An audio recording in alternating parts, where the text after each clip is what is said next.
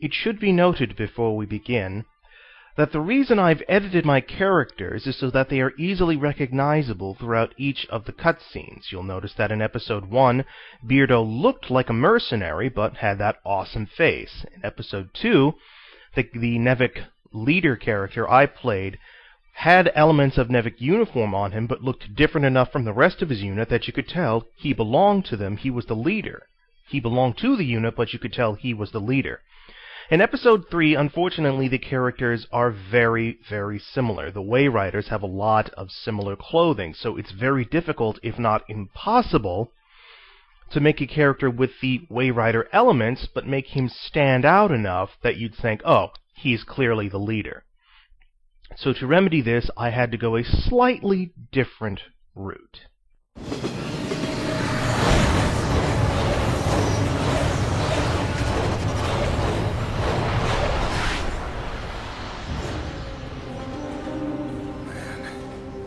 Jobs ain't getting any easier. Hey, check on the others up top, would you? This was supposed to be an easy gig. Just smash and grab. Sneak into a town of rich-ass carpetbaggers and rip as much of their thermal energy as I could. In and out. That was the plan.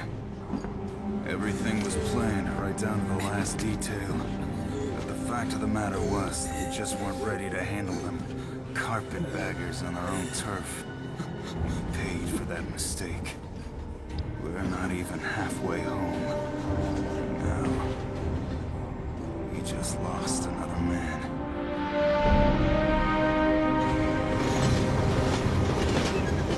We lost half our men. For what? 4 days worth of thermal energy? Nothing, I guess. But it's not a fair price if you ask me. Too late now, though. Gotta just keep moving on. My bones ain't gonna be able to take much more of this rattling. How much longer till we're there? Come on, man. You know it's a 36-hour ride. Damn, that's a long-ass time. Yeah. Long-ass time. What the hell is that?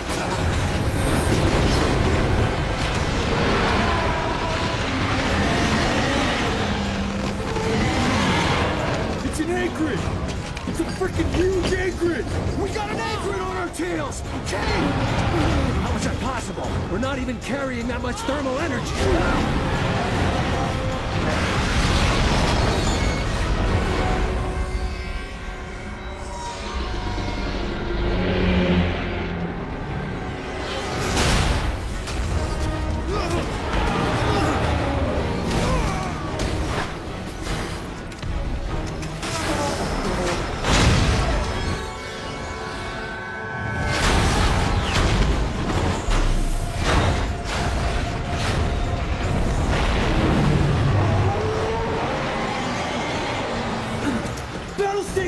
Get to your battle stations! No, that was not Beardo, but a cheap imposter. So, welcome back, everybody, to Lost Planet 2, Episode 3, Chapter 1.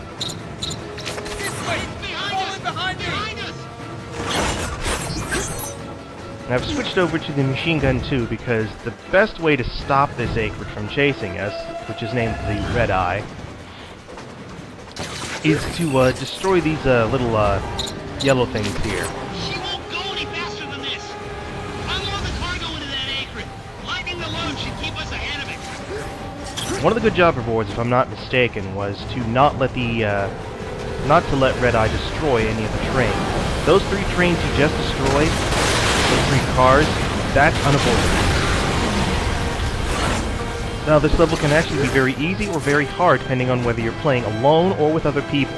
If you're playing with other people, this one rocket launcher would not be enough to stop it. But since I'm playing by myself, the difficulty goes down just a little bit. It could also be that normally I've been playing this game when I play it online.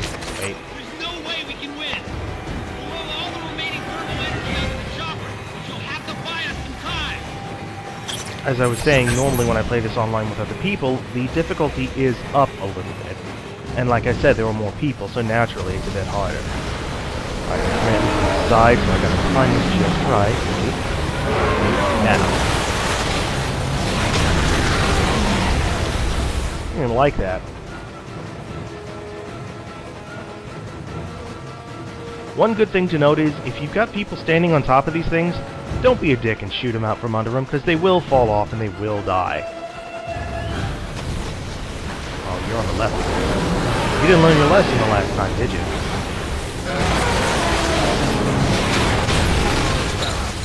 Like that. Actually, I don't normally keep up with the train after I fall off of it. That's a first. Alright, the track should be straightening out now.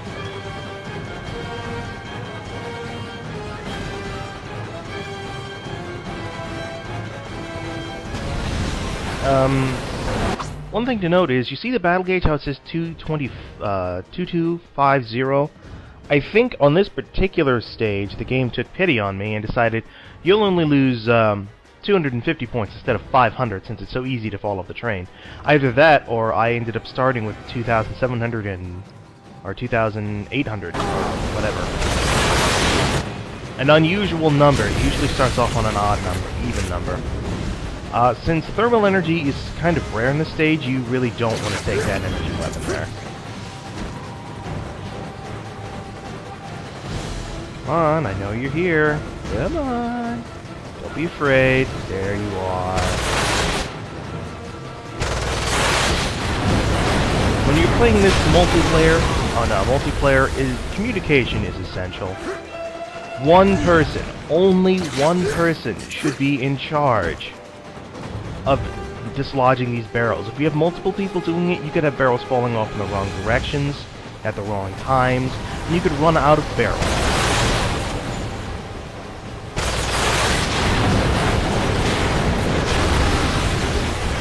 This is the hand cannon. This replaces the rocket launcher. I chose it because during earlier playthroughs, I'll just show it off. I wanted to see what heavy weapons would be capable of stopping the red eye here, and this turned out to be one of them.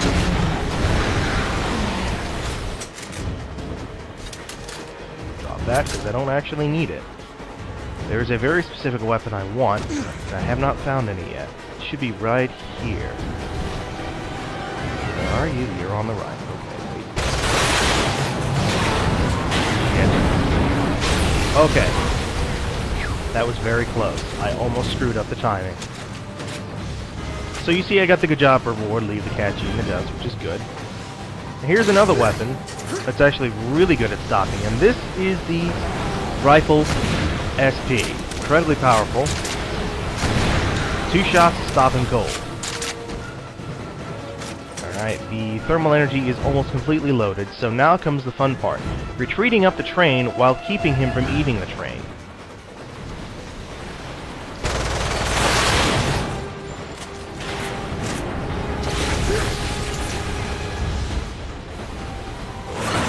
Just to save on barrels, and I'm not going back for those boxes. Because that's just suicidal. No way. I knew we would do that. Thermal energy's loaded. Get on the chopper. Yes, Daddy. This is where having the rifle pays off, because you can shoot at him from afar.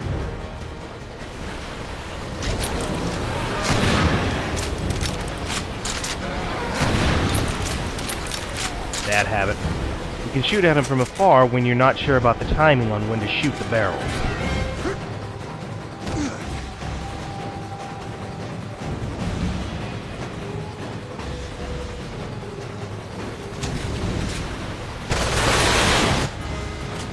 I can only carry 20. The rifle SP is so powerful you can only carry 20 rounds, or 25 rounds, so.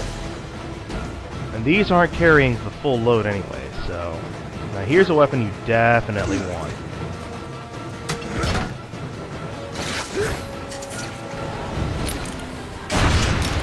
No matter what difficulty you're playing on, one shot from the rifle from the VS rifle will stop the Red-Eye cold.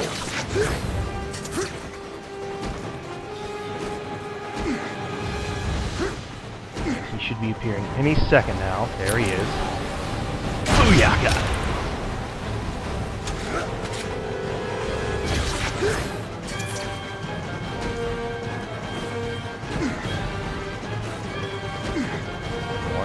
Get to the top of that.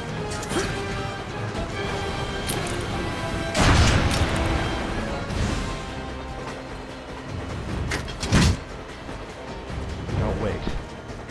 There's one right down here.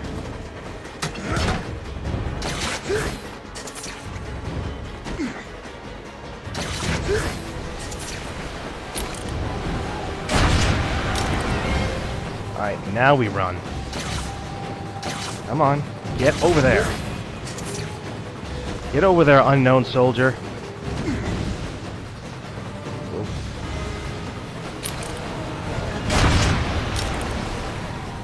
And we've got this in the bag. Strike a pose. I did a good job.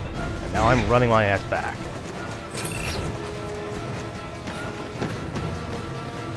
And I should have gotten that good job before. Cut the rear section loose. I'll try.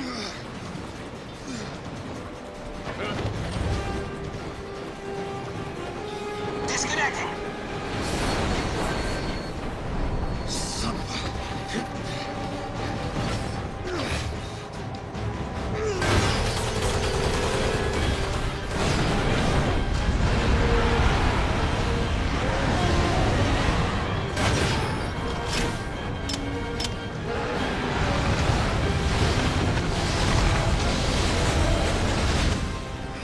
Damn it!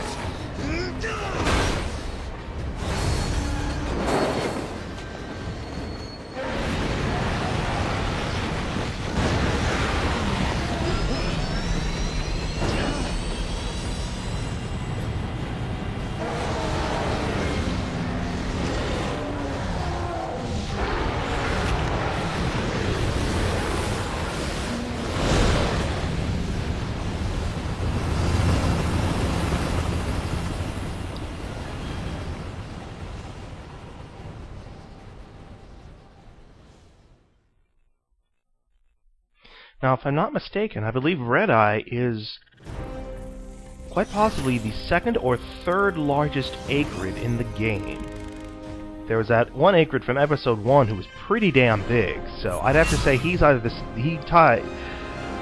Red-Eye ties with that Acrid for second place. The first and largest Acrid in the game doesn't show up until way over in Episode 6. Now, I'm going to do something I normally don't do. I didn't even check to see if I got the good job rewards, did I?